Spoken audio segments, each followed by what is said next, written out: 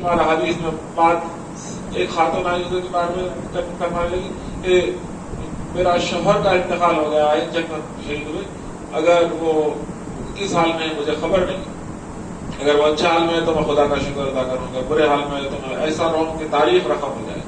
حضور نے فرمایا اللہ تعالیٰ کسی سے بے پردہ نہیں ہوگا، لیکن شہداء کے سامنے اللہ تعالیٰ اپنا دیدار کا شرف عطا فرماتا ہے، ان سے ہم کلام ہوتا ہے، ان سے پوچھتا ہے جنت میں داخل کر دے رہے۔ جنت کب ملے گی؟ مرنے کے بعد، حساب و کتاب، خبر، حشر نشر سے گزرنے کے بعد جنت کا مرحلہ آئے گا، لیکن جو اللہ کی راہ میں شہید ہوتا ہے اسے راست طور پر جنت میں داخل کر دے رہے۔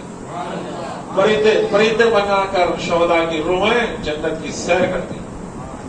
یہ معاملہ ہے اللہ کی راہ میں شہید ہونے کا۔ عزیزان گرامی، تو پھر اللہ تعالی بدر کی جنگ میں بہت سارے مسلمان شہید ہیں۔ جب میدان بدر میں کئی مسلمان شہید ہیں، لوگوں نے کہنا شروع کیا فلاں مر گیا، وہ اپنی زندگی کے فیصلوں سے محروم ہو گئے، غیرت الہی جوش میں آئی، اس کو یہ برداشت نہ ہو سکا کہ جن لوگوں نے اس کی دین کی سربندری کی بلندی کے لیے جانیں قربان کی انہیں مردہ کہا جائے۔ اس لیے یہ آیت کریمہ اللہ تعالیٰ نازل فرما کر راہ خدا میں جان دینے والوں کو مردہ کہنے سے سختی سے روکا ہے۔ تو کیا بلکہ بتایا کہ وہ زندہ ہے۔ شہداء کی زندگی کی کئی قسم کی ہے، اس پر گفتگو کرتے ہوئے صاحب الرحمانی فرماتے ہیں یعنی سلب صالحین کی اکثریت کا یہی مذہب ہے کہ شہداء کی زندگی روحانی جسمانی دونوں طرح کی ہے، یہاں تک کہ وہ عبادتیں بھی کرتے ہیں، رزق بھی کھاتے ہیں، اور وہ پانچ جسم کے زندہ ہیں۔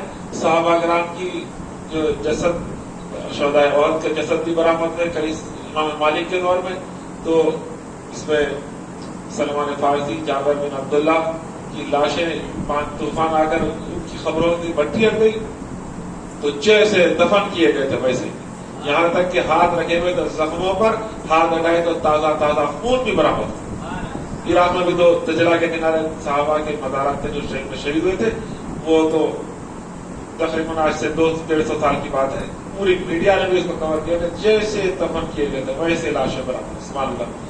تو اللہ تعالیٰ نے ان کی زندگی کی ضمانت دی ہے۔ عزیزان گرامی، شہید جو ہوتا ہے وہ زندہ ہے اس جسم اور روح کے ساتھ، تو شہید سے بڑا مرتبہ نبی کا ہے۔ شہید نبی پر ایمان لانے والا مومن جو اللہ کے راہ میں مارا جائے وہ شہید ہے۔ نبی کا بدن جو اولا مرتبہ ہے، تو نبی شہید سے بہتر زندگی گزار رہے ہیں۔ سبحان اللہ۔ عزیزان مطلب پھر اللہ فرما رہا ہے، اب یہ آیت سنیے، وَلَنَبْلُوَنَّكُمْ بِشَيْءٍ مِّنَ الْخَوْفِ وَالْجُوعِ وَنَقْصٍ مِّنَ الْأَمْوَالِ وَالْأَنفُسِ وَالثَّمَرَاتِ وَبَشِّرِ الصَّابِرِينَ۔ یہاں پر ایک چیز کا ذکر اللہ کرو، اور ہم ضرور آزمائیں گے تمہیں کسی ایک چیز کے ساتھ، یعنی خوف، بھوک کی کمی کرتے ہیں تمہارے مالوں میں، جانوں میں، پھلوں میں، اور خوشخبری سنا دیجیے ان صبر کرنے والوں۔ عزیزان گرامی، یہ آج کے حالات کے اوپر یہ آیت ایسی طرح عبرت ہے ہمارے لیے۔ اللہ فرما رہا ہے کہ ہر اہل ایمان کی آزمائش ہوگی، جو مسلمان ہے وہ آزمایا جائے گا بغیر کسی امتحان کے۔ کسی عہدے کو کوئی حاصل نہیں کر سکتا بغیر کوئی امتحان کے، کوئی درجہ طے نہیں ہو سکتا۔ یہ دنیا کا قانون ہے کہ آپ گریجویٹ بننا چاہتے ہیں تو کئی امتحان دینے پڑیں گے، 10ویں جماعت کامیاب کرنے کا 13 سال پڑھنا پڑے گا، انٹر کامیاب کرنا چاہیں 15 سال پڑھنا پڑے گا، ڈگری کرنا چاہیں تو جو 18 سال، بہرحال مختلف نوکریوں کے امتحان ہوتے ہیں۔ تو اللہ فرما رہا ہے قرآن میں، کیا لوگ اس گھمنڈ میں ہے کہ اتنا کرنے پر چھوڑ دیے جائیں گے اور ان کی آزمائش میں ایمان لائے؟ ایمان لانے کے بعد آزمائش ہوگی ضرور۔ تو آزمائش کس چیز سے ہوگی؟ خوف کے ذریعے انسان کو خوف زدہ ہوگا، اپنی اہل و عیال، اپنی جان، اپنا مال، اپنا گھر، اپنا بات، اس کے بعد پھر بھوک، اس کے بعد پھر مالوں کی کمی یعنی کہ نقصان، مالی جانوں کا نقصان، کاروبار کا نقصان۔ اور اللہ فرماتا ہے وَبَشِّرِ الصَّابِرِينَ، آپ خوشخبری سنا دیجئے صبر کرنے والوں، جو جان، مال اور بھوک اور پیاس اور گھر بار کی تباہی پر صبر کرے، اس کو خوشخبری سنا دی۔ عزیزان گرامی، آج جو حالات پیدا ہو گئے یہ کوئی نئی بات نہیں۔ پہلے آج جس طرح سے اس ملک ہندوستان میں مسلمانوں کو عرص حیات تک کیا جا رہا ہے. پردے کے اوپر بات آئی، اس کے بعد پھر حلال کے گوشت کے اوپر بات آئی، اس کے بعد پھر اذان کے اوپر بات آئی، اس کے بعد پھر سڑکوں پر نماز پڑھنے پر بات آئی. ہوتے ہوتے ایک ایک چیز کو مدعا بنا کر مسلمانوں کو پریشان کرنے کی سازش اور کوشش کی جا رہی ہے. عزیزان محترم، حضور صلی اللہ علیہ وسلم کی حیات مبارکہ اٹھائیے اور قرآن کو اٹھائیے، یہ تمام واقعات آپ کے سامنے روز روشن کی طرح آئے ہوتے ہیں. مکے میں جب آقا تبلیغ کر رہے تھے تو کیا وہاں پر اذان دینے کی اجازت تھی؟ نماز پڑھنے کی اجازت تھی؟ نہیں تھی. کیا وہاں پر کاروبار کا سوشل بائیکاٹ نہیں کیا گیا؟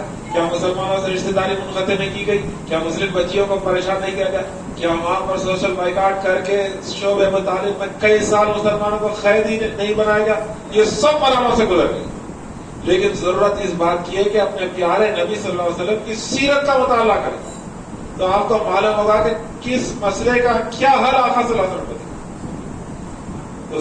تو یہاں پر یہ سب چیزیں بیان کر کے اللہ فرمایا وبشر الصابرین، بشارت ہے صبر کرنے والے.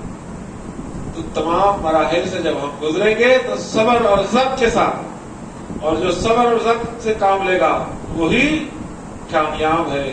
جب تک انسان اس دنیا میں ہے رنج و غم اور مصیبت عالم اس کو اسے کم و بیش دو چار ہونا ہی پڑتا ہے. بغیر رنج و عالم پریشانی تکلیف کی کوئی زندگی نہیں. قرآن نے اپنی ماننے والوں کو اس غلط فہمی میں مبتلا نہیں ہونے دیا کہ اسلام کے دامن بلا لینے سے وہ اب ہر طرح کی مصیبت و تکلیف سے بچ جائے گی. اسلام داخل ہو گئے، مسلمان ہو گئے، قرآن کہہ رہا ہے کہ اب تم ہر کسی مصیبت پریشانی رنج و غم تکلیف سے بچ جائیں گے. ارے نہیں بچیں گے، بلکہ سب سے زیادہ آزمائے تم جائیں گے، کیونکہ تم نے دعویٰ کیا ہے اللہ کے وحدہ لا شریک ہے، محمد رسول اللہ صلی اللہ علیہ وسلم اس کے نبی ہیں اور اسلام ہمارا دین ہے. تو ہر مخالف تمہیں تکلیف دے گا، تمہیں رنج دے گا، تمہیں ستائے گا. ایک دفعہ کا واقعہ ہے کہ حضور علیہ السلام کے پاس 5 صحابہ آئے، کہنے لگے یا رسول اللہ یہ مشرکین کا ظلم ہم پر بہت ہو چکا ہے، اب ہم برداشت نہیں کر سکتے، اب بدوا کیجیے ان کے لیے. حضور نے فرمایا تم سے پہلے جو امتیں گزری، بخاری شریف کی حدیث ہے، تم سے پہلے حضرت برا رامی ہے، تم سے پہلے جو امتیں گزری ان امتوں کے مومنین کے سروں پر آرے چلائے گئے اور ان کے سر کاٹ کے سر سے ایسا کاٹ کر دھڑ پورا الگ الگ کر دیا. اور لوہے کے کنگوں سے، حضور فرماتے ہیں لوہے کے کنگی جو ہوتی ہے دور دور دانے والے کنگے لوہے کے، ان کے جسموں پر چلائے گئے اور ان کے جسموں سے کنگے چلا کر پورا گوشت الگ کر دیا گیا. کیسی اذیت ناک موت، کیسی تکلیف دہ موت آپ تصور نہیں.